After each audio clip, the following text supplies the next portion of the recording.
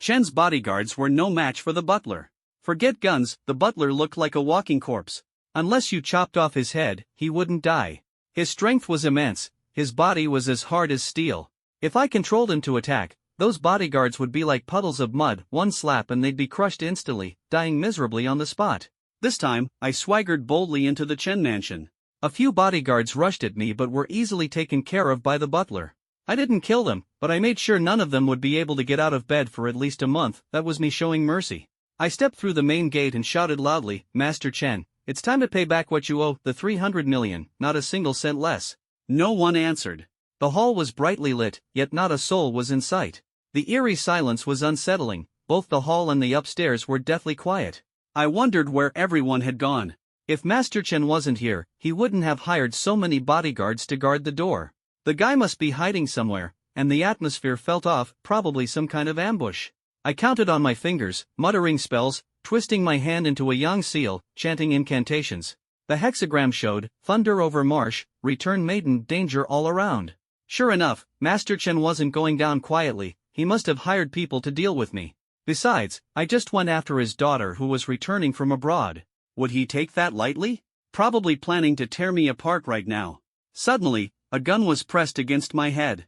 A woman appeared from the side, no one knew when she had come out. She moved swiftly and steadily, soundlessly. She looked like a trained martial artist. Her face was delicate, bearing a strong resemblance to Chen Ling and Chen Yi. She wore glasses and a short JK skirt, very alluring. She looked young, barely over 18, fresh-faced. But her eyes and expression held no less intensity than anyone. Could she be Master Chen's third daughter? The guy was really cowardly, scared to face me himself and kept sending his daughters to die. Truly a model Chinese father. First came Chen Ling to negotiate, then Chen Yi brought a curse master, and now this had to be the third daughter. Master Chen was a mouse, never showing his face himself. Fine, since he sent all his daughters to my doorstep, I certainly wouldn't hold back. I don't like having a gun pointed at my head, I said fearlessly, turning to face her with a grin. She was livid at my calmness and smile, pressing the gun even tighter against my head. You still dare to laugh? Afraid to die? I am afraid, I nodded. She frowned, confused. You're afraid but you're laughing? Aren't you scared I'll shoot you in the head? I shook my head. I'm scared, but you can't kill me. She let out a cold laugh. Oomph, confident. If you dare mess with my second sister, I don't believe you'll dodge a bullet. Sure enough, she was Master Chen's third miss, holding a gun to scare me for her second sister. She wouldn't really shoot, killing is a grave crime. Dirty work gets done by others. The gun was just to intimidate me. But I don't like anyone pointing a gun at me. I looked straight into her eyes, unmoving, my gaze like a nightmare. My lips moved quickly, but she couldn't catch the words, just felt strange and creepy, skin prickling. What are you doing? Stop. I really will shoot you, she panicked. Suddenly, her whole body froze, she felt a chill on her back.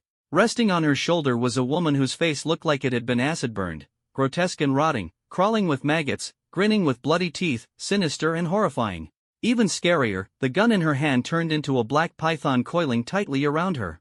Ah! She screamed, tossed the gun aside, stumbling backward desperately trying to push off the female ghost on her shoulder. Her face drained of color, all pride gone. Not long after, the ghost vanished, the snake turned back into a gun, which somehow fell into my hand. It was all an illusion, she had just glanced at me and got caught in my spell. As soon as she looked away, the illusion faded. This kind of technique is common, Mashan Taoist magic uses quite a few like this. The most famous are Chiman Duanjia, used by ancient martial artists as either camouflage or hallucinations. The gun was in my hand, and I pointed it back at her. Surprisingly, it was a real gun. Rich people sure play with more serious toys, owning guns is illegal in our country. Don't move. I don't want to shoot, if it goes off, it's not my responsibility, I said, pressing the gun to her forehead. She swallowed hard, frozen, clearly still shaken from the phantom, pale and confused why the gun turned into a snake. Don't mess with me. If you kill me, you'll go to prison, she quickly warned in a low voice, noticeably nervous. She'd pulled the gun out herself and was the first to point it at me just now, but now she was scared, what a joke. She had been so arrogant earlier, threatening to kill me. Now she was all scared? What's your name? I asked, keeping the gun trained on her, needing her to behave. Chen. Chen Han, she stammered, voice trembling. It's scary for a barely 18-year-old girl to have a gun pointed at her like that. You were so cocky before, now you're acting like a scared little kid? I sneered, provoking her. Her legs were long and beautiful, clad in black stockings, smooth and fair. Among the three sisters, that was her standout feature. Her beauty didn't surpass eldest sister Chenling, nor her figure match Chunyi's, but her legs were unbeatable. Chen Han said nothing, clearly understanding I was insulting her, bitterness written all over her face. Why so quiet now? Where's your father? I glanced around. Master Chen was hiding deep, even with a gun pointed at his daughter's head, he hadn't come out. The Chen family mansion was huge, I had to search everywhere for him. What kind of skill is it to intimidate a girl with a gun? Throw it to me. Chen Han suddenly taunted me. Really want to fight me? You think you can win? I shot her a sideways glance. She was indeed skilled, but she had no idea I was a master among masters. What do you think? Put the gun down and try. If you lose, I'll beat you like a dog. She was full of confidence, though I had no clue where she got such courage. And if you lose? I pressed. If I lose, you can do whatever you want. But no sorcery. She said it casually. Fine. Whatever you want, but no cheating. I sneered, thinking to myself that she was trying to stand up for my second sister, but she was only heading for a crushing defeat. I, Chen Han, keep my word. No backing out. She declared firmly, showing no fear. I said nothing, disarmed myself, and threw the gun aside. Satisfied now? I asked. Honestly, taking her down was easy, there was the butler behind me, and with my skills, she was no match. But since Master Chen wasn't stepping in, I'd play along for now. Chen Han suddenly smiled confidently, took off her glasses, and turned fierce, her energy completely transformed from the timid girl before into a formidable presence. You know karate? She asked while warming up. I nodded. Who hasn't heard of karate? I'm a black belt. You're dead meat. She yelled, swinging a powerful punch that stirred the wind and messed up my bangs. The punch packed real power, any ordinary person would have been hit hard. But to me, it was just showboating. Smack. I easily blocked her punch with one hand, barely using any force. She was stunned. She hadn't expected me to block it so effortlessly, not even frowning. Impossible, she muttered, disbelief in her voice. A black belt's attack blocked that easily? To her, black belt status meant top-level skill. But she never expected a true master to deflect her attack with ease, something even a bodyguard might fail to do. Kung Fu is a lethal art. Your karate is just fancy tricks, garbage, huh? I blocked her strike single-handedly, leaving Chen Han dumbfounded. Then my moves turned fierce, and she couldn't defend herself. Her karate was nothing but empty flourishes to me, my skill was 10 times hers. Every strike hit the mark, overwhelming her defenses. After several rounds, she was exhausted and coughed up a mouthful of blood. I grabbed her throat and pinned her against the wall. If she dared to move, I'd crush her windpipe on the spot. She was terrified, scared to die by my hands. Our skill gap was too wide, she was no match.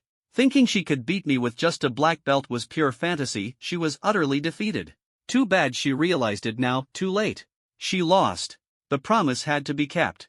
What did you say? Loser accepts whatever happens. I stared coldly at her, like a hunter eyeing prey.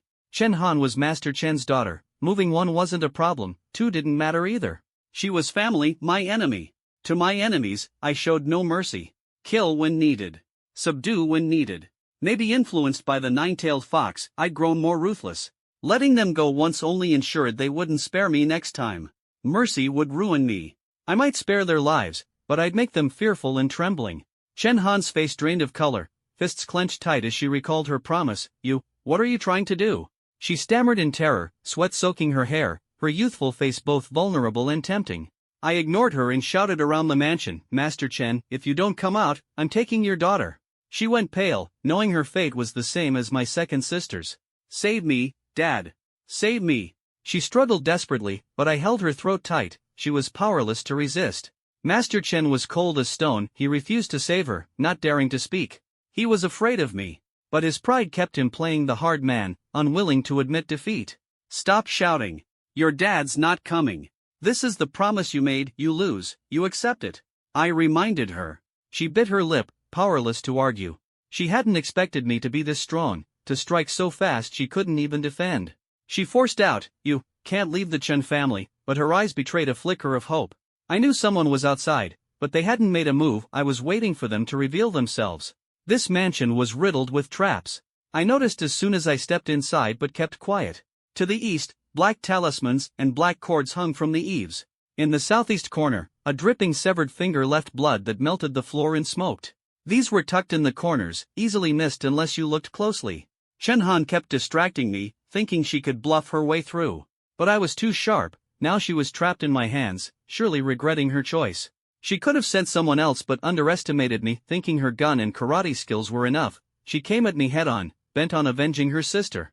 This isn't just some simple curse, there's sorcery set up in the east and southeast corners, but the northwest and southwest corners hold hair and human skin. The formations are arranged flawlessly in all four directions. Clearly, this is a deadly killing array. Yet I've never encountered this kind of formation before. It felt unfamiliar, somewhat akin to sorcery from the Far East.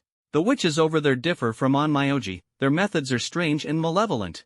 Did you study abroad in the Far East? I asked her. She paused, then didn't deny it, considered an unspoken confirmation.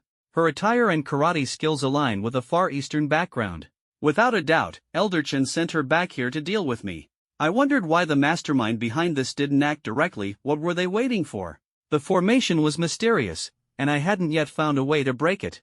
Foreign methods were difficult to counter. Plus, the formation hadn't been activated yet. At that moment, moonlight flooded the room, shifting from silver to blood red. The objects arranged around started bubbling, and outside, the ringing of bells erupted sharply. I realized the array needed the Yin energy hidden in the moonlight to activate. Chen Han suddenly smiled, triumphant and confident. You're finished. I told you, you can't escape the Chen family. Qingzi is the strongest witch. You'll surely die tonight. Shut up. I pushed hard, and a sound like bones tightening echoed from her throat before she spat blood.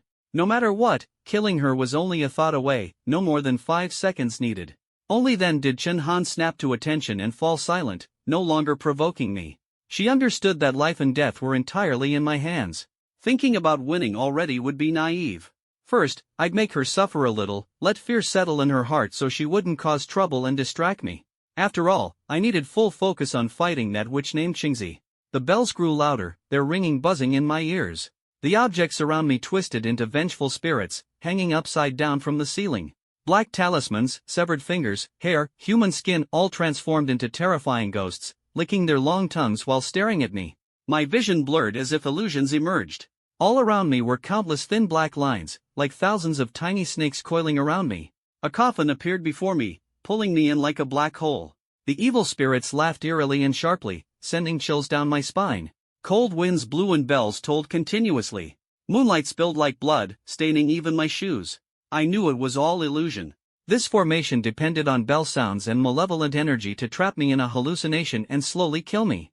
Deities and demons obey. Yin method, corpse control. United in purpose, move. I raised 2 fingers, chanting to command the butler's corpse to charge at the witch outside. Once the ringing stopped, the formation would collapse. Just then, a sharp, slender woman from the Far East flashed into the room. About 25 or 26 years old, she wore black witch robes imbued with power.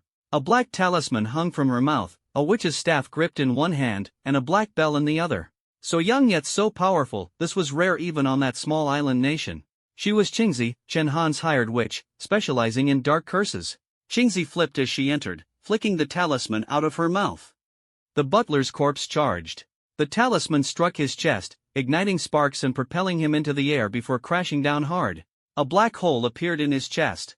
The talisman's power was strong, but as a walking corpse, he still didn't die. Gav the butler roared, corpse energy streaming out as he struggled to rise again. Qingzi wielded her staff, chanting. Dark light shot from its tip, striking his forehead. Bang, the staff pierced the butler's head. He grimaced, snarling fiercely. Baka, stubborn as ever, Qingzi said in broken Mandarin, suddenly sitting on the butler's head and clamping her legs around it, wrenching his neck off with brutal force. The head rolled to the floor, twitching a few times before stillness. I sent a talisman into the butler's brain to ensure he truly died. Impressive, this which could handle the butler with ease. Qingzi stood, staff pointing at me, dripping with contempt. Your turn now, trash. I sneered back, no one survives my 4 sorceries. Baka Yoru. The butler fell, and Qingzi's mocking voice echoed in my ears. Blood redness filled the air. Vengeful spirits howled, illusions clung like shadows, constantly flickering before my eyes. In her mind, I was already dead, unable to break the formation or win against her. But I wasn't worried. I had the method to break the array. Such an evil formation could only be undone by the blood of a pure virgin, paired with magic and talismans, the power was formidable. Where was that virgin? Ha! Wasn't there one right next to me? I realized Chen Han, whom I controlled, was still a flawless virgin. These days, girls who remained pure were rare, especially at a place like the Far East. Truly a precious rarity. Illusions intensified.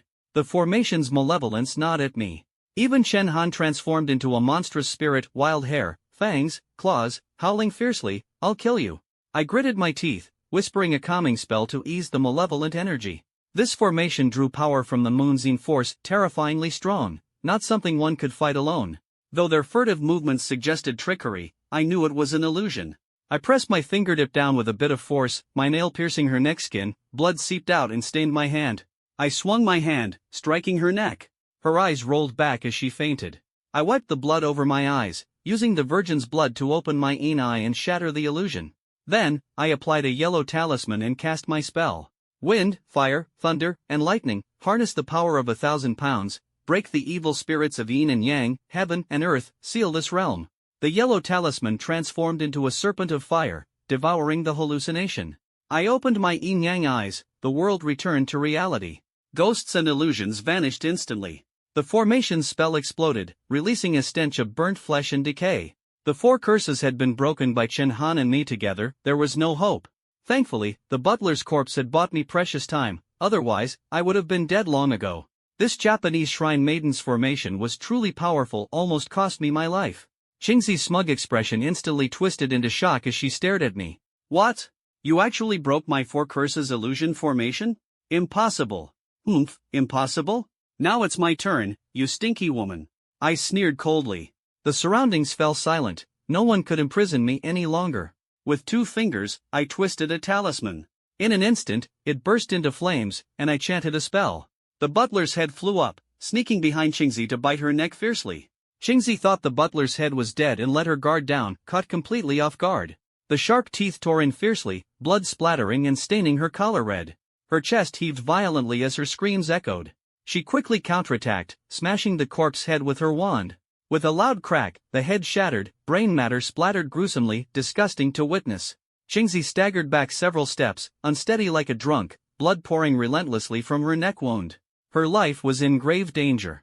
Her face paled, urgently tearing her sleeve to bandage the injury, cursing, "Despicable. Are all Feng Shui masters from our country this ruthless and shameless? A sneak attack. Heh, and she dared to talk about honor? Did that 4 curses formation seem fair? It was just a sneaky trap laid to trick me. Exactly.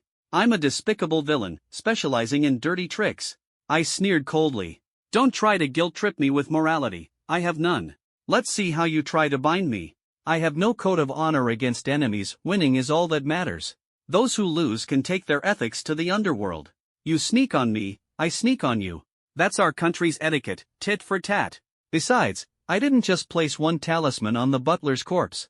Both his heart and head were inscribed with talismans, the head controlling mainly, the body used to command. Corpse follows the will, talisman controls the underworld body rise. The butler's headless corpse suddenly stood up, claws raking toward Qingzi. Qingzi prepared herself but reacted sluggishly. She dodged partially but still got her left shoulder pierced, blood poured out. The corpse's claws tore through her, scene horrific yet somehow pitiful, such a beautiful woman being abused by a headless corpse. I sneered, utterly without mercy. Had I lost, the ending might have been even worse. The victor's grin is well deserved.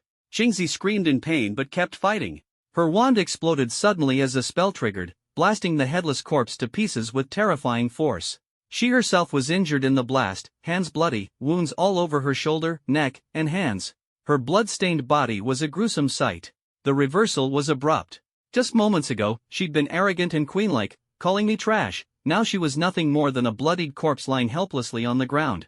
Without her wand, how could she fight back? Qingzi struggled weakly but was too badly hurt to even get up. Trembling, she fished out several black talismans from her bosom, smearing blood and preparing to cast a spell. Though I didn't understand the spell she intended, I would never let her succeed. I strode over and violently stomped on her hand. She screamed sharply in pain, fingers twitching as the black talisman slipped away. She couldn't utter a single incantation, only desperate wails remained. "Still want to struggle? Don't kid yourself," I said coldly, eyes fierce and murderous. "Yamit, please don't kill me." Qingzi shook her head madly, begging in Japanese through terror. I didn't understand all the words, but the fear was unmistakable. She knew she was doomed, and I wouldn't spare her. She begged loudly for mercy, but old Master Chen, selfish and cowardly, never dared intervene. In the end, Xingzi had no choice but to plead with me. A young girl who wouldn't fear death. But she almost killed me earlier. I couldn't be soft. If I let her live, next time it'd be me in trouble. She was Chen's kin and had to be eliminated. Suddenly, sirens wailed outside. The police were here. Old Master Chen was smart after all. He knew calling the cops now was the best move. With police arriving, I couldn't kill anyone. But if he thought I'd let Xingzi and Chen Han off just because of this, he was naive. I slammed Xingzi unconscious, then hoisted Chen Han, Xingzi, and the butler's corpse onto my shoulders, a heavy triple stack. But my strength was great, it was effortless. I vanished swiftly, ghost-like without a trace.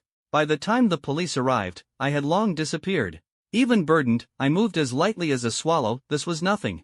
Old Master Chen stayed hidden the entire time. Only the sobbing of women could be heard, probably Chen Han's sisters.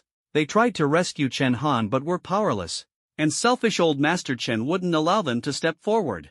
Here is the English translation adapted for American readers, preserving the original paragraph structure, line breaks, and overall layout. Having a father like this is just plain bad luck. But in the end, they brought it on themselves, stubbornly opposing me, otherwise they wouldn't be in this mess today. I don't care who the opponent is, as long as they're an enemy, I never show mercy. It's just that before, I wasn't this ruthless with women. But ever since training under the nine-tailed fox, I've grown colder and harsher. After getting home, I put Haruko and Chen Han back in their rooms, found a spot to bury the butler's corpse, and held a ritual to help his soul find peace. It cost quite a bit. While I felt a bit guilty for doing this to him, at least he wasn't dumped in a public restroom. That place wasn't exactly a Feng Shui paradise, but it was peaceful enough old Master Chen would never find him there. After knocking a few times, I entered the ancient house. Haruko was unconscious, badly hurt, while Chen Han was already awake, using torn pieces of clothing to bandage Haruko's wounds. When she saw me come back, Chen Han panicked, regretting not running away. But looking at Haruko, she felt helpless. If she could escape, what about Haruko? The truth is, neither of them could get away. Because this ancient house was controlled by a terrifying presence, the nine-tailed fox. She never appeared herself, but everything and everyone inside was under her control. Now, it's time to fulfill our promise. I stared at Chen Han and, seeing her tattered clothes, ripped off a whole strip. Her skin was pale and smooth, translucent and delicate. When it was all over, Chen Han had nothing to say. She lost fair and square, so she had to accept it. But she suddenly pleaded for Haruko. Can you please let Haruko go? Don't hurt her. I didn't respond. That Japanese woman was supposed to be killed. If the police hadn't shown up unexpectedly, I would have already done it. Let her go? No way. I hardly ever let my enemies walk free. I grabbed Chen Han and headed out. You can leave, but she can't. Go back and tell your dad, if he doesn't pay up, he'll regret it. 300 million, not a cent less. Pay up? 300 million? What's going on? Chen Han frowned, confused. I looked at her, amused. Could it be that old Master Chen really didn't tell her the whole truth? Lied to his own daughter? Your dad didn't tell you the truth? I asked. Chen Han nodded. He said you killed Grandma, so I wanted revenge. Tears spilled down her face as she said this, fists clenched tightly, trembling with both sadness and anger.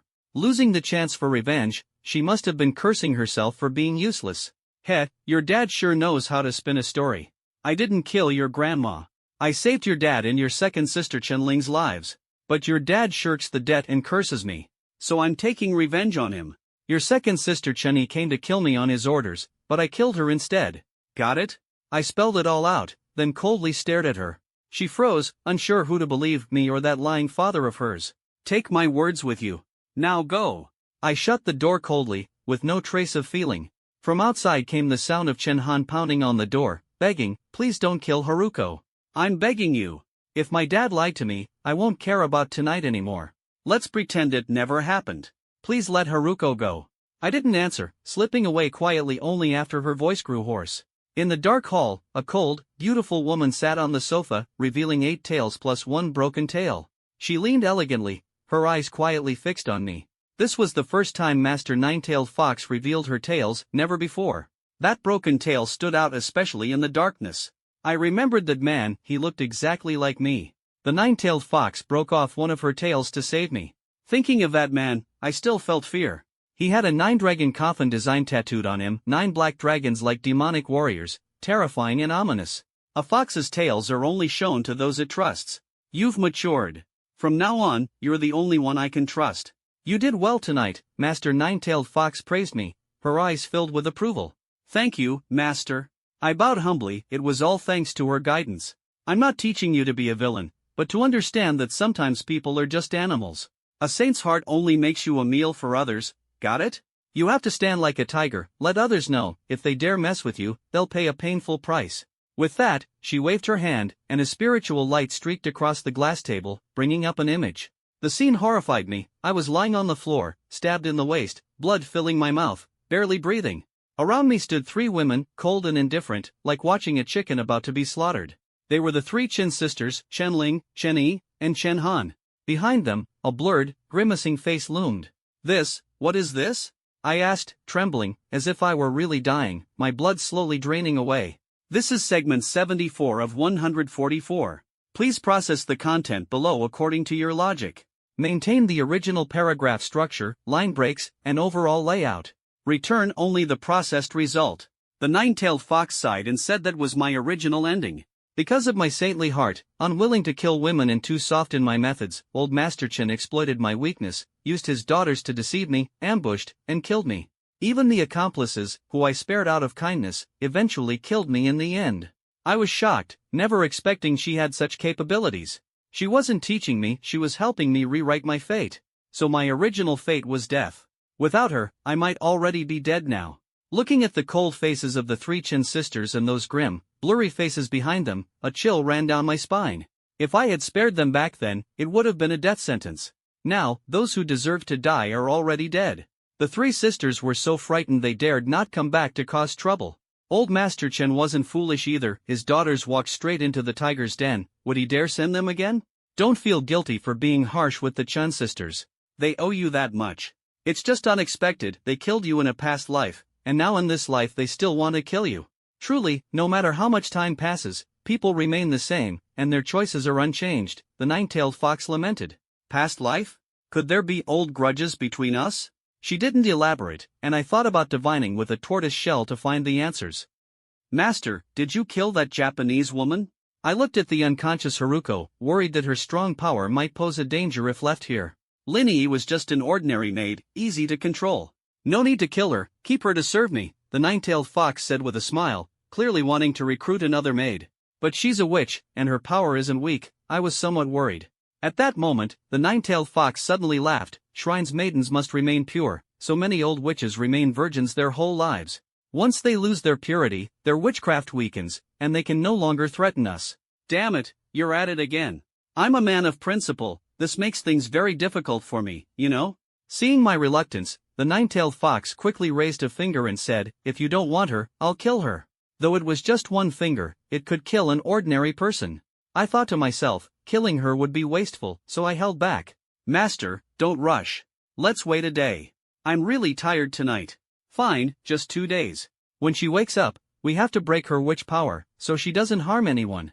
With that, the 9-tailed fox flashed into the room, a gust of sinister wind following. The door didn't even crack open. Her movements were so strange, how powerful fox spirits really are, I've never seen it firsthand. I could only admire and hope to someday train to be as strong as her. After she left, I roughly bandaged Haruko's wounds and tied her up. This woman wasn't to be underestimated, I had to keep her under control. Once done, I took out the tortoise shell. Since the 9-tailed fox was unwilling to explain the cause and effect, I had to divinate myself. I tossed in the copper coins, shaking the tortoise shell. The clear clinking resonated as forces operated within. This tool was mysterious and effective, far beyond what ordinary divination tools could do. After a moment, the coin settled, revealing the hexagram: past life grudges, present life hatred, endless cycle, recurring each generation. I frowned, not understanding the meaning. Suddenly, the tortoise shell emitted an eerie light, the coin spun again, and images appeared in my mind as clearly as a movie. In the scene, the 3 sisters were traveling when bandits blocked their path. The bandits slaughtered everyone else, and upon seeing the sisters' beauty, like wolves preying on sheep, they violently attacked. With the sisters' lives hanging by a thread, suddenly a man appeared, highly skilled in martial arts, killed all the bandits, and rescued the sisters. The man was kind, fearing danger, he personally escorted them home. Rich and carrying considerable gold and jade, he seemed generous. The three sisters, seeing his wealth, harbored dark intentions. They pretended to invite him to a meal and poisoned his food. The man was caught off guard. Weakened by poison, unable to resist, he was stabbed in the back by the sisters. Their maliciousness was truly extreme, but it was already too late. The image flashed and disappeared, the coins fell to the ground, the tortoise shell's strange glow faded. Could that man be my past self? I had divined before, but the images were different. Last time it seemed related to a fox spirit, this time I was killed by the three sisters. Clearly not the same lifetime. This made me realize two things. First, being good doesn't guarantee a good reward. Second, don't flaunt wealth lightly, or you'll invite disaster. Could those three sisters be from the Chun family? They killed me in a past life and became my enemies in this life. If I had remained soft-hearted before, they would still try to kill me. But with the nine-tailed fox's help, I became ruthless, no longer gentle. The tide of fate has turned, the debt they owe must be repaid in full. I don't kill them to break the cycle of endless revenge. The nine-tailed fox cleverly resolved the karma and changed everything. Amazing, fox spirits really are powerful. If it were me, my first reaction would be to kill. The image showed me saving them, yet they secretly poisoned me, truly a crime against both gods and men. But karma is complicated, it can't be simply resolved by revenge. The fox spirit's brilliance lies in breaking this cycle, allowing debts to be settled. Although infuriating, they are merely shadows of their past lives and do not define the whole story of their current existence. Just like if you were a bad person in your past life and didn't deserve to be executed, is that fair? Of course not.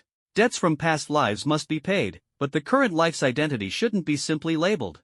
Those three sisters are detestable, but that doesn't mean everyone in the Chen family is the same. However, Chen Ling does seem to have inherited traits from her past life. She also repays kindness with ingratitude, helping that despicable father of hers to harm me. Chen family members are always Chen family members, it's clear which side they stand on. With Chun Han's return, old Master Chen must be furious to the point of exploding and will surely cause trouble.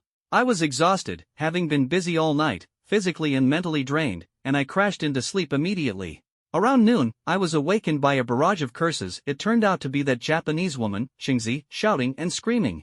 "Baka Yaru, let me go. You won't get away with this. Let me go." She kept cursing in broken Mandarin mixed with her accent. Judging by how loudly she shouted, her injuries must have healed quite a bit, otherwise, she wouldn't have had so much strength. The nine-tailed fox ignored her anyway. After all, she didn't even understand how to die properly. I stepped out, and Xingzi cursed even more fiercely upon seeing me. But she was tied up like a dumpling, completely immobile and unable to break free. All she could do was keep swearing. "Baka Yaru, you little bastard, let me go. I want you all to die," she shouted insults right at me, her voice growing louder. I didn't even bat an eye before slapping her across the face. The old house fell completely silent. Xingzi's head snapped to the side, blood dripped from the corner of her mouth, and 5 blazing red handprints were branded across her face. She was stunned by the slap. "Shut up. If you keep making noise, I'll kill you, no bluffing." I stared her down fiercely and even rubbed my ear. It hurt from her loud yelling.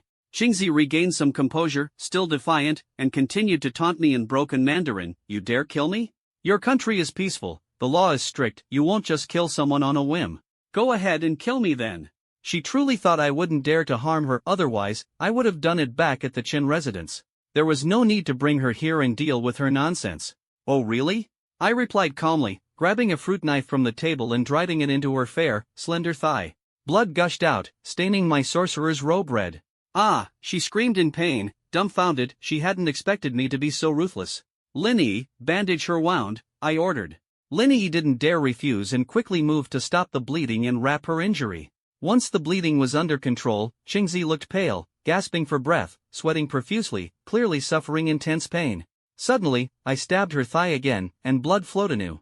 Xingzi screamed once more, her eyes dull. The torment was worse than death. "Linny, keep bandaging her," I said with a cruel smile. "Just a Japanese woman, yet she dares to provoke me? Today, I'll show her what real ruthlessness means." Haruko didn't dare to shout anymore, she just stared at me in terror. I finally made her understand what it means to wish you were dead. She didn't dare resist or even speak. She was completely docile. She could only foolishly wait for old Master Chen to come to her rescue. How naive. Would old Master Chen care about her? Don't be ridiculous. He just treats her like a useless knife. Once he doesn't need her, he'd toss her aside. Honestly, if it weren't for the nine-tailed fox's plea to spare her, I would have killed her. Keeping her around only invites trouble.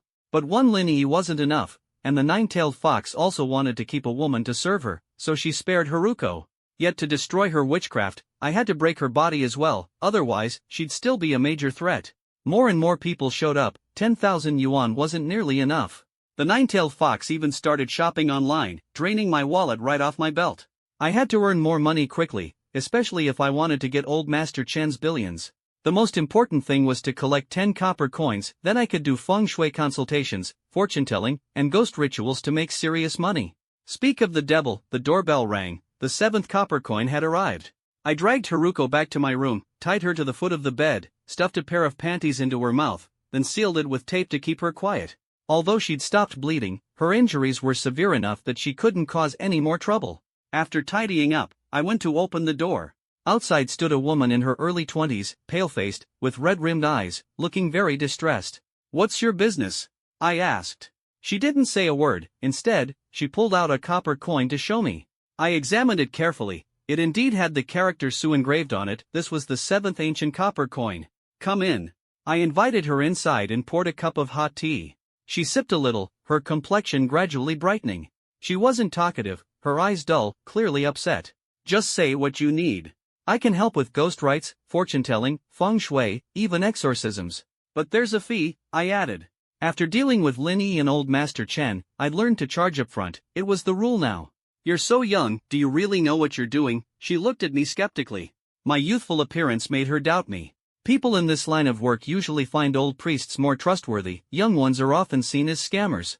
Not long ago, there was news about a con artist tricking infertile women with ridiculous rituals. Some women even ended up pregnant and thought it was a blessing from the goddess of mercy. There really are foolish women, and these fraudsters ruin the reputation of this profession, cheating for money and sometimes exploiting women. That's absolutely evil. "Don't worry. I may be young, but I'm skilled. Just tell me what you need, and I'll help you," I said confidently, tapping my chest. She nodded. Maybe I was her only hope. "I want you to save my grandfather," she finally spoke. "Save your grandfather? Has he been caught by some evil spirit?" I asked, frowning. She shook her head, hesitating for a long moment before saying, "My grandfather is already dead." "Once dead, that's that. Why come to me? Maybe for feng shui?" She didn't speak straightforwardly. Her silence and hesitation made it unclear. "He said he became a ghost," she added, her voice firm, afraid I wouldn't believe her. "I've seen plenty of ghosts. I'm not scared. What's worse is human nature. People's hearts are far more poisonous than ghosts. As the saying goes, people fear ghosts, but ghosts fear human cruelty. I've met good and bad people here. Compared to them, ghosts are less frightening." But I was puzzled. Her grandfather died and became a ghost. Okay, seeking an exorcism, I get it. But to save him? How am I supposed to do that? Was she asking me to bring him back to life? "Dream on. Once you're dead, you should reincarnate." She said. I misunderstood. It wasn't resurrection. Her situation was complicated. She needed to explain clearly. Her name was Wang Xue, an orphan nobody wanted. The grandfather she referred to wasn't her biological grandfather. When she was a baby, her grandfather rescued her from the heavy snowstorm. All she had with her was that ancient copper coin and a note with an old house's address, along with instructions: "If you encounter evil, bring the coin to the old house, someone there will help." Wang Xue didn't understand, being abandoned as a child. What kind of parents would leave such a thing? It seemed absurd. But now, the coin and note didn't seem so useless after all. Her grandfather's surname was Wang, and since she was found on the snowy day, he named her Wang Xue. Under her grandfather's care, Wang Xue grew up healthy into a young woman. She also had a brother and sister, not biological siblings but family nonetheless, or so Wang Xue believed. In truth, the brother and sister didn't really accept her, especially after their grandfather grew old. They saw Wang Xue as nothing but a picked-up brat who had no right to his inheritance and worried she might take their money. This is section 77 of 144. Please process the following content according to your logic. Maintain the original paragraph structure, line breaks, and overall layout. Return only the processed result. Wang Xue's foster parents passed away early, and her grandfather single-handedly raised her along with her 2 biological siblings. She was the most devoted to her grandfather, treating him like her own flesh and blood. But in her older brother and sister's eyes, she was a schemer, only caring for grandpa to get his inheritance. They thought, who would patiently take care of a nagging old man unless they had ulterior motives? Wang Xue didn't care how they thought, she was sincere with her grandfather. Even if he gave her not a single penny, she would have no regrets and was willing to stay with him until the very end. Her grandfather's kindness toward her was like blood ties. She knew she could never repay it in her lifetime and could only offer her filial piety in return. But Grandpa grew old and eventually passed away. Wang Xue cried bitterly, especially heartbroken that at his final moments, her brother and sister didn't come to keep him company. They rarely visited Grandpa, even during holidays they seldom returned home. Only Wang Xue kept him company, just as he had taken care of her when she was little. Yet, her brother and sister were his biological grandchildren, so naturally, Grandpa wanted to see them before he died, but they didn't show up. After Grandpa's passing, her brother and sister rushed to divide the inheritance but didn't help with the funeral arrangements. No one even cared for the body, a blatant act of unfilial behavior. Unexpectedly, Grandpa had left a will, bequeathing all his property to Wang Xue. They didn't receive a single cent. Not even access to the house, unless Wang Xue agreed. This ancestral home was worth over 8 million, yet it was left to an outsider with no blood relation who could accept that. Not only the house, but the car and money all belonged to Wang Xue. They were furious, gritting their teeth and calling her a schemer, insisting she must have manipulated Grandpa. There was no way the real grandchildren would be denied the inheritance. They wouldn't believe Wang Xue hadn't used tricks. They banded together to drive Wang Xue out, forcibly taking over her house and assets, utterly shameless to the extreme. Wang Xue could have used legal means to reclaim her rights, but she was soft-hearted and respected her grandfather's biological grandchildren. The property should belong to them. With Grandpa's funeral not long past, she didn't want to make a scene, fearing it would hurt Grandpa's memory. She had no interest in the inheritance, only wanting to properly arrange Grandpa's funeral, accompany him until the 7th day, and weep holding his memorial tablet, mourning him deeply. Yet she was always the only one by his side. Those two biological grandchildren wouldn't even bow or light incense, not an ounce of filial respect. Wang Xue confronted them multiple times, but they drove her away and ignored her. Yet the house was originally hers. She asked for nothing but for them to pay respects at the ancestral hall. Instead, they claimed to be busy handling the estate, delaying and avoiding the ritual visits. Even after Grandpa was buried, they never came to pay a single visit, not even a glance. They didn't care about him in death. Disappointed beyond measure, Wang Xue never pursued the inheritance. Though she could have won in court, she didn't want to fight. She believed it was all Wang family property, having been raised by Grandpa was already more than enough.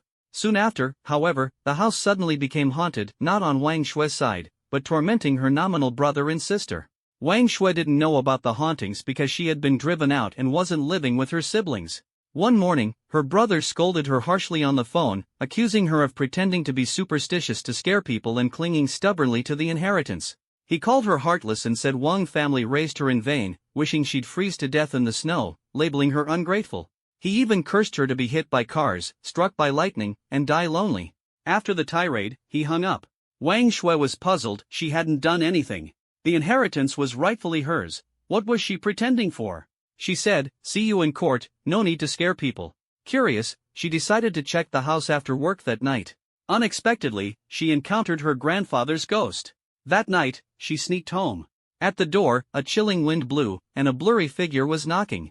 The knocking was strange, coming from different spots, but no one responded. Gathering courage, she tapped the person's shoulder and asked whom he was looking for. Bang! The figure turned its head completely around 180 degrees, with no neck movement, an eerie, terrifying look. Wang Xue screamed and collapsed weakly. But that bloodless face stunned her. It was Grandpa. Though ghostly and frightening, she immediately recognized her kind grandfather. He said nothing but gave a faint smile, though eerie. That smile brought Wang Xue an inexplicable warmth. She had wished 1,000 times to see Grandpa's smile again, and now she finally had, filling her heart with infinite longing. Grandpa curled up and slipped through the door crack like a gecko, disappearing, and the wind ceased. Wang Xue shouted Grandpa's name desperately, pounding on the door. Just then, the door suddenly opened, revealing her sister and brother. Her brother Wang Tao, glasses on, appeared refined but was unfilial. Her sister Wang Ting wore a scowl, rolling her eyes at Wang Xue with deep hatred. Wang Tao sneered that Wang Xue was faking ghosts to scare people and seize inheritance. Wang Ting, furious, grabbed a broom threatening to drive Wang Xue away, treating her with utter disdain, not like family at all.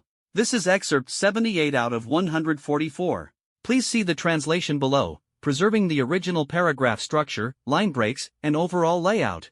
Wang Xue was utterly unwilling to leave. Grandpa had already passed away. She absolutely had to see him one last time and find out the truth. She said, "Grandpa is inside. I want to go in and find him. Move aside." But how could Wang Tao and Wang Ting let her have her way? Wang Ting furiously swept at Wang Xue with a broom. Wang Xue's body was covered in wounds, even bleeding, but she didn't care, she just wanted to see Grandpa. Finally, Wang Tao snapped, grabbed her by the hair, and slapped her hard several times, forcing her to leave. Her head was bleeding, but she shook her head stubbornly and refused to go. "If I can't see Grandpa, I'd rather die than leave." Gritting his teeth, Wang Tao said, "Then I'll give you what you want." Just as he was about to strike again, a creaking sound came from inside the house. Wang Ting glanced at the rocking chair inside, which was moving on its own, her face turning pale. Wang Tao didn't believe it. There's no one inside, so how could the chair be moving? He looked at Wang Xue, thinking she wasn't playing tricks, but feeling strangely suspicious. Suddenly, Wang Xue bit Wang Tao's hand sharply. Wang Tao screamed in pain and quickly let go. Taking advantage of the moment, Wang Xue rushed into the house. "Damn woman, how dare you bite me, you're looking for death." Wang Tao roared, glaring at his bruised fingers, and charged inside. Wang Ting followed, furious, as if they were in the right. But the three of them froze once they entered. The idle rocking chair looked as if someone was sitting in it, swaying continuously, producing an eerie creaking sound. There was no one in the chair, and no wind, and eerie silence filled the room. The creepy noise sent chills down their spines, especially Wang Tao and Wang Ting, who turned pale, swallowed hard, and stared intensely at Wang Xue, suspecting her of causing it. Yet Wang Xue hadn't done anything, she just quietly stood in front of the rocking chair. This rocking chair was Grandpa's favorite spot when he was alive. He often sat there watching TV, always rocking back and forth. "Brother, could it really be Grandpa, back?" Wang Ting backed away fearfully, increasing the distance from the chair. "Don't talk nonsense, there's no such thing as ghosts. I don't believe it." Wang Tao said he didn't believe it, but clasped his hands in prayer, whispering Buddhist chants, mumbling softly, "Grandpa, we're your grandchildren. Don't come back to find us. Look for Wang Xue instead, she's the one you like." Wang Tao was ruthless. Only when Wang Xue was gone would he feel at ease, because he knew they would lose in court. The inheritance was entirely left to Wang Xue. At that moment, Wang Xue suddenly knelt before the rocking chair, crying out, "Grandpa, is that you? Do you still have unfinished wishes? Please come out, Grandpa, I miss you so much." She was overcome with tears. Suddenly, the lights inside the house went out, and a chilling voice echoed, "Ungrateful grandson, give me your life." The lights went out abruptly, followed by terrifying screams. Wang Tao and Wang Ting clung to each other, trembling all over. If this wasn't a haunting, then what was it? Howling wind blew through, making objects inside clap and bang. Suddenly, a hunched old man appeared sitting on the rocking chair, his expression strange and horrifying. "Grandpa, please don't scare us. We're your real grandchildren. Go scare Wang Ting instead." Wang Tao shouted in panic, sweating profusely, his legs weak and shaky. Wang Ting seemed about to faint. Wang Xue was scared too. This was her first time seeing a ghost, but knowing it was her grandfather, the fear lessened somewhat. "Grandpa, is that you?" She stepped forward, but the ghostly figure dodged her, unwilling to respond. "You two unfilial grandchildren, why won't you open the door?" The ghostly figure crept behind Wang Tao and Wang Ting, placing cold hands on their shoulders, sending shivers through their bodies. When they turned back, they finally saw Grandpa's face, completely pale, his skin wrinkled like tree bark, ferocious and terrifying, bleeding from all 7 orifices, wearing a grotesque smile as he stared at them.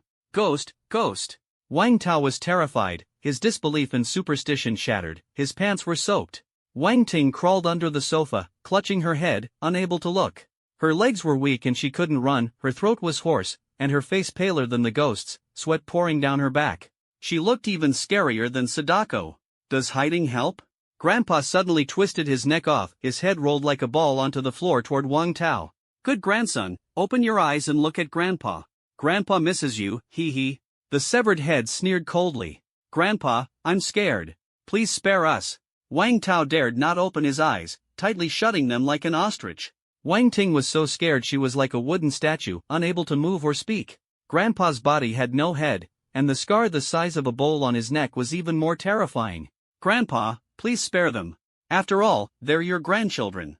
Sister is about to go crazy." Wang Xue pleaded anxiously, her heart kind. "All right, Xiao Xue, you're too kind. They bullied you. I warn you all, don't touch Xiao Xue's things, they're what I left for her. If you dare, I will come back to settle scores slowly. Even my grandchildren won't be spared." Grandpa warned sternly. We understand, we'll give them back to her. Wang Tao screamed in fright, all pride gone, having wet his pants countless times. Remember my words, or I'll return again, Grandpa said, then disappeared. The cold wind ceased, the lights came back on, and everything from before seemed like a hallucination. Wang Ting slumped to the ground, her face ashen, nearly terrified to death. Wang Tao cried out miserably, his pants soaked through. Wang Tao crawled out from behind the sofa, and Wang Xue quickly helped Wang Ting up, asking if she was all right. Unexpectedly, Wang Ting suddenly shook off Wang Xue's support, maliciously shoved her down, and angrily shouted, "It's all your fault. Grandpa even helped you after turning into a ghost. You're an outsider, but we're his own grandchildren. Why are you more important than us?" "Sis, Wang Xue tried to explain, but Wang Ting cut her off. "Get lost, I'm not your sister, and you're not part of the Wang family." Wang Ting cursed furiously. "Oomph, Grandpa even helps you, but I won't let you inherit the Wang family's fortune. Tomorrow, I'll hire a Taoist to deal with Grandpa." Wang Tao reneged on his promise from just minutes ago and turned hostile. Wang Xue didn't care about the inheritance, but hearing they planned to harm Grandpa broke her heart. She knew that once a ghost was destroyed, it couldn't reincarnate, and she absolutely wouldn't let Grandpa get hurt. "Brother, you've gone too far. I don't want the inheritance, but even if Grandpa has become a ghost, I won't let you hurt him," Wang Xue said stubbornly. "Get lost. If you interfere, you'll be dealt with too." Wang Tao angrily kicked Wang Xue out and slammed the door, ignoring her calls. Wang Xue realized they were determined to go after Grandpa, and nothing she said would make a difference. The next day, Wang Tao indeed hired Zhang Jiutian, a famous local Taoist master. His own master, Lin Daoming, was the strongest Taoist in the area. Master Zhang charged a high fee but was truly powerful. Wang Tao spared no expense this time. Zhang Jiutian had killed countless ghosts and monsters, boasting a solid reputation backed by his master's golden brand. He was reliable. Hearing this, Wang Xue's heart dropped. Grandpa had just become a ghost, there was no way he could stand against Zhang Jiutian. Wang Tao and Wang Ting had gone mad. For money, they certainly wouldn't spare Grandpa. Besides, since Grandpa had already made a move against them, they'd show no mercy. Wang Xue was so anxious she nearly lost her mind, desperately trying to save Grandpa. If a ghost was killed, Grandpa could never reincarnate. Suddenly, Wang Xue remembered that ancient copper coin and the note left by her parents. She followed the address and went searching. She was young and unsure if she could handle Zhang Jiutian, the city's strongest Taoist, in his 80s, who had slain countless demons and lived in deep seclusion. His master was extraordinary, so the apprentice had to be no less. Wang Xue worried she might not hold out, so she asked me for help. After hearing her story, I was furious. Wang Tao and Wang Ting were truly heartless, greedy and vicious, seizing the inheritance, driving her away, insulting and hitting her. Their cruelty explained why Grandpa had leapt out of his coffin. If I were Grandpa, with such grandchildren, turning into a ghost and coming back to pinch them to death would be justified even if it meant ending their line. What terrible people. Grandpa passed away, and they didn't even attend the funeral, only hung up on the inheritance money. Grandpa deliberately left the fortune to Wang Xue. Wang Tao and Wang Ting didn't even come to see him in his final moments. Only Wang Xue cared for him. If not her, then who else deserved it? Those two worthless kids? As for Zhang Jiutian, I hadn't faced him before, so whether I could win was uncertain, but I do my best to save Wang Xue's grandpa. I had thought we were hunting ghosts, but it turned out we were saving one. Quite a twist. Our opponent was a person, a Taoist master no less. Whether Taoist or Maoshan priest, a real expert could exorcise demons and monsters, unless they were frauds. But Zhang Jiutian was well known, and Wang Tao was paying handsomely to hire him, so this was no sham. I promised Wang Xue, we'll go tonight. I'll do everything I can to save your grandpa. Don't worry. Wang Tao and Wang Ting were too devious and cruel. This time, I had to win or I'd be betraying this dutiful granddaughter. Wang Xue nodded but furrowed her brow, clearly still worried I couldn't handle Zhang Jiutian. I couldn't blame her. Zhang was famous, and his master was a top-tier Taoist. I was just a young man, way out of my league. She feared I lacked the skill, and if Grandpa died, that would be the end. I kept reassuring her until she calmed down. As the sun set, we headed straight to the Wang family home. Ghosts come out after dark. Since Wang Tao had broken his promise, Grandpa would surely come looking for them. If we were late, he might be destroyed for good. At the Wang residence, the door was shut tight, but lights glowed from inside. Clearly someone was home. Suddenly alert, I scanned the surroundings and couldn't help but say, this isn't good. Zhang Jiutian was indeed formidable. Wang Xue didn't sense anything off. Outside was quiet and calm, with no talisman papers in sight. She had seen exorcisms before, yellow talisman papers pasted on windows and doors, sometimes with chicken blood poured. But I shook my head. This time, Zhang wasn't simply driving out evil, he was baiting the ghost into a trap to kill it. Kill Grandpa? That means killing him for good? Wang Xue covered her mouth, panic-stricken. Killing a ghost had extremely severe consequences, her words of near death weren't exaggerations. I nodded. Wang Xue's grandpa held a light grudge, just freshly turned ghost, and only came back to confront Wang Tao and Wang Ting out of concern. He was an ordinary ghost, neither strong nor malicious. Though the exterior seemed calm, the interior of the house had secretly been altered in many places, with arrays set up. Ordinary people couldn't detect them, and those with weak spiritual cultivation wouldn't notice either. At the 4 cardinal directions of the house, the azure dragon, white tiger, vermilion bird, and black tortoise entrances, there was a peachwood nail placed at each spot. I saw that the soil was loose underground, so I dug out the peachwood nails. Peachwood repels evil, kills ghosts, and exorcises spirits. When Master Zhang cast his spell, these 4 peachwood nails worked in unison, able to pin down ghosts and prevent their escape. This formation is called the 4 symbols array. It requires only a few spiritual objects but is sufficient for a newly formed ghost like Grandpa. Not only that, but what shocked me even more was another formation strong enough to trap Grandpa Wang Xue's spirit forever, with no hope of reincarnation or escape. Besides the 4 symbols array, this Master Zhang had also set up an even more powerful formation called the Yugang 17 array. This array relies on precise footwork and incantations. With no magical tools assisting, it demands extremely high spiritual cultivation. Around the house were 7 strange 1 footprints, clearly left deliberately.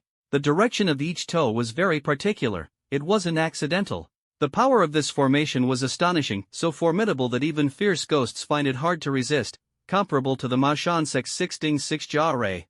Using such a powerful formation against Grandpa Wang Xue was excessive unless the client had special demands. It seemed Zhang Jiutian was far from an ordinary master. If this were just for defense, peachwood swords, yellow talismans, bagua mirrors, and copper bells would have sufficed, no need for such complexity. Wang Tao and Wang Ting were truly ruthless. Not only did they hire someone to deal with Grandpa, but they also wanted him reduced to ashes, never to reincarnate. Even for enemies, this was cruel beyond belief. Wang Xue, with tears reddening her eyes, begged me to save her Grandpa. She said he became a ghost to scare others in order to protect her. I comforted her, saying it wasn't hopeless yet, there could be a way out. I first broke the 4 symbols array by digging out the peachwood nails and burning them with blood. Blood was necessary, without it, the formation's spell was hard to dissolve. The 4 symbols array broke quickly, but the Yugang 17 array was far harder. As Wang Xue wiped the footprints, she cried out in pain as if she were burning alive. I quickly pulled her back and warned that this formation shouldn't be broken recklessly. Forcing it would injure the body. I myself struggled to break it. Wang Xue was even less capable. She was desperate, trying to rush in to stop it, but I knew her brother and sister didn't care about her feelings at all nor give her any face. Finally, the door opened, it was Wang Ting. She shot Wang Xue a cold, disdainful glare, her sharp, harsh face showed someone not easy to get along with. What are you doing here? Get out! Wang Ting tried to shut the door to keep Wang Xue out. Wang Xue resisted, trying to squeeze inside. Grandpa is your family too, you can't treat him like this. Wang Ting sneered with impatience, our real grandpa? Almost killed me and my brother. How is he family? Wang Xue hurried to explain, Grandpa wouldn't really hurt you, he just wanted to scare you. Wang Ting, furious, grabbed a broom to strike Wang Xue. Wang Xue stubbornly refused to leave. Wang Ting shouted furiously as she swung the broom hard at her. I blocked the broom in time and grabbed it firmly. Wang Ting struggled but couldn't pull it free, her strength was like that of a chick. Stop hitting her. Let her in, I said sharply. Wang Ting's expression turned contemptuous. Who are you? This is my house. Who told her she could just stay here? I gave a cold chuckle. You think this is your house? Who really owns the inheritance here? Wang Ting was speechless. I gave a strong pull and snapped the broom with a sharp crack. She recoiled in fear. I said sternly, let her in and figure out whose house this is. Don't be ungrateful. For people this bitter and mean, only strength commands respect. If you don't leave, I'm calling the police. Wang Ting pulled out her phone to threaten me. Unexpectedly, I kicked her square in the chest. She screamed as she was sent flying, landing with a bruised, battered face, howling in pain. I pushed the door open and went inside with Wang Xue. Sorry, but I don't buy those morals about not hitting women. When faced with shameless people like this, I can throw a punch worth 10. She was occupying someone else's inheritance and claiming it for herself. Nobody had the right to kick Wang Xue out. If she wanted to come in, she could. If she wanted to leave, fine. Ouch. Big brother, someone hit me, this hurts so much. Wang Ting shouted loudly. A man rushed over, supporting her. It was Wang Xue's older brother, Wang Tao, who wore glasses and looked cultured, but was actually a scumbag, truly the worst of the worst. Standing next to them was a man dressed in a Taoist master's robe, carrying the 7-star sword on his back, a yin-yang compass in his right hand, and 6 strings of copper coins hanging on his belt. A 6-coins Taoist master, not to be underestimated. My second uncle had told me that a master's fighting power was linked to how many copper coins they carried. He'd seen masters with 20 copper coins who could kill even great demons. Such masters typically ignore worldly affairs, only descending if demons or monsters caused trouble. Brat, who are you? Why did you hit my sister? Wang Tao glared, clearly unhappy at my intrusion and the fact I hit someone. I didn't answer him. This wasn't his house, it belonged to Wang Xue. She had stopped us at the door, a real pain in the neck. The door hung a pair of scissors for warding off evil, and a bagua, 8 trigrams, symbol hung inside, clearly set up to restrain Wang Xue's grandpa. Master Zhang was meticulous and cautious, not underestimating anything, a truly formidable opponent. This is segment 81/144. Please follow the logic below. Maintain the original paragraph structure, line breaks, and overall layout. Return only the translated content. Master Zhang sized me up, frowning, clearly not taking me seriously. Just a green kid, what skills could you possibly have? He glanced at me briefly and dismissed me. Master Zhang, your carelessness is a big mistake. I am here to ruin your livelihood. Master Zhang ignored me, but Wang Tao and Wang Ting glared with hostility. They thought I was just a thug, unaware of my true identity. Wang Tao shouted, Wang Xue, whoever you're with, get lost quickly, or we'll call the cops. I sneered coldly, call if you want, the house isn't yours. Wang Tao, furious, grabbed a kitchen knife to threaten us. If you don't leave, I won't be polite. Finally, Wang Xue couldn't hold back and yelled at Wang Tao, that house was given to me by Grandpa, you're the ungrateful ones. Grandpa is my bottom line, anyone who lays a hand on him is doomed. Wang Tao yelled back, who do you think you are? You're not family. That old man ruined me, I'll wipe him out. His greed for inheritance completely overrode any family ties. At the critical moment, I caught his kitchen knife barehanded, pinching the blade between 2 fingers. Wang Tao struggled fiercely but couldn't free it and stepped back, frightened. I warned sharply, don't you dare lay a finger on Wang Xue. Bullying good people is the worst. With a push, the knife flew out and stuck into the wall. Wang Tao was totally intimidated. He even twisted the situation, snarling, you brought people to go after me? Aren't you ashamed? Wang Xue shot back icily, you're not my brother, you're a beast. Anyone who messes with Grandpa dies. Her eyes were like a wolf's, no longer weak. Wang Tao and Wang Ting panicked, not expecting Wang Xue to be so fierce. At that moment, a cold wind suddenly blew, accompanied by a chilling sound. A ghostly figure entered through the window then disappeared. The Grandmaster chair creaked as if occupied. Master Zhang calmly said, it's arrived. He ignored everyone and just stared at the ghost. The Wang siblings cowered behind him. Where's Grandpa? The chair moved, I'm so scared, both trembled, staring at the chair. Master Zhang shook his head, he's not here. This was just a ghost scare trick, even I couldn't find the real form. Quick, find and kill him, he's terrifying. Wang Tao's sister was petrified, their guilty conscience feeding their fear of ghosts. Zhang Jiutian said sternly, stop arguing, he'll come out himself. Only then did they hush, relying solely on the master. Minutes later, the chill stopped. The atmosphere turned eerie. Suddenly all the lights went out, Wang Tao and his sister screamed, but the TV turned on by itself. On the snowy screen appeared the pale face of an old man, making them scream in terror. Master Zhang, kill him quickly, they shouted from hiding, actually wanting to exorcise their own grandfather's spirit. A heart as cruel as it gets. Grandpa Wang Xue revealed rotten black teeth and sneered, after raising you all these years, you call for someone to kill me? Such filial children. The TV began to heat up and smoke. Wang Ting cried out in panic, it wasn't us. Grandpa wanted to kill us first. For some non-blood relative, you deserve death. Backed by Zhang Jiutian, they dared to be so arrogant. Heh, master, this is a family matter, don't meddle. Grandpa Wang Xue was furious, determined not to spare the 2 siblings, willing to endure even ancestral curses to capture them. A Mirian ghost dares harm people before me? Ridiculous. Zhang Jiutian ignored Grandpa Wang Xue entirely, aiming to seal him. At that moment Wang Xue flicked me a look, signaling me to act. Wang Tao had backup, Wang Xue had backup. The real question was whose helpers were stronger. Got it, boss. Zhang Jiutian moved swiftly, pinching at talisman and chanting spells as he drew out the 7-star sword. Spirit of Qian, Will of Koan, 8 trigrams follow, sever the evil. As the chant rang out, the yellow talisman shot forth like a sharp sword toward the TV. The talisman and the innate 8 trigrams on the high platform activated, a black and white light descending to form a spiritual curse. The TV exploded thunderously. Grandpa Wang Xue leapt out, but his body was rotten, limbs and head scattered, his ghostly form precarious, his head rolling on the floor. Zhang Jiutian dealt a heavy blow to Grandpa Wang Xue. No wonder he's a superior master. Though the newly turned ghost had grievances, he was no match. The innate 8 trigrams combined with yellow talismans made for a swift and fierce ghost slaying. Zhang Jiutian's moves were lightning fast, his chants thunderous, his hand seals left only afterimages. Pathetic little ghost, daring to provoke me in the mortal world. No matter your Grandpa Wang Xue, a dead man belongs in the netherworld. Dare bring harm here, you will surely be destroyed. Zhang Jiutian showed no mercy. Ghosts are ghosts, he only knows killing. At the same time, I made my move. It wasn't slow, I was using a longer ritual. He used talisman spells and 8 trigrams to kill ghosts. I used a ghost curse to amplify lingering resentment. This ghost curse came from the heavenly secret strategy, which I've mentioned before, contains ghost nurturing secrets. The blind man mastered ghost nurturing by learning these secrets, creating the little ghost. The heavenly secret strategy not only has ghost nurturing methods, it also contains powerful ghost empowerment curses, extremely potent and risky if misused.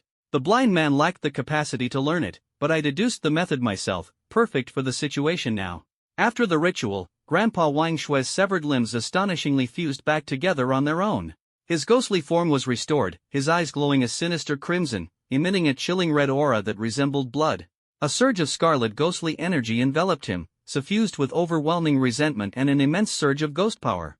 His entire body radiated a crimson light that left Zhang Jiutian utterly shocked. A red-bodied vengeful spirit? Impossible. You're just a kid, yet you understand this ghost curse? How powerful must your cultivation be? Zhang Jiutian stared at me in disbelief. I sneered. This kid is truly narrow-minded. Don't underestimate me because of my age. As they say, small chili peppers pack a fiery punch, and a lightweight can still crush 1,000 pounds. Though young, my talent outmatches his by far. This ghost curse is dark and villainous, but logical and justified. I charge to dispel misfortunes for others. That's walking the righteous path. Who are you? Which family did you study under? What sect do you belong to? Zhang Jiutian asked. I didn't bother answering. Instead, I pointed at Grandpa Wang, now transformed into the red-bodied vengeful spirit. You deserve to know who I am only if you're lucky enough to survive him, got it? At this moment, Grandpa Wang's resentment surged stronger, fueled not only by my ghost curse but also by the betrayal of his own grandson. When resentment arises, a powerful vengeful ghost forms. The red-bodied fiend stirred murderously. Even Zhang Jiutian, as a Sixtian celestial master, struggled to deal with such a malevolent ghost. His only option was to flee. Typically, ghosts appear translucent like phantoms, those with some resentment turn dark or greenish. The most ferocious, however, are the blood-red vengeful spirits, like blood-stained specters, utterly terrifying.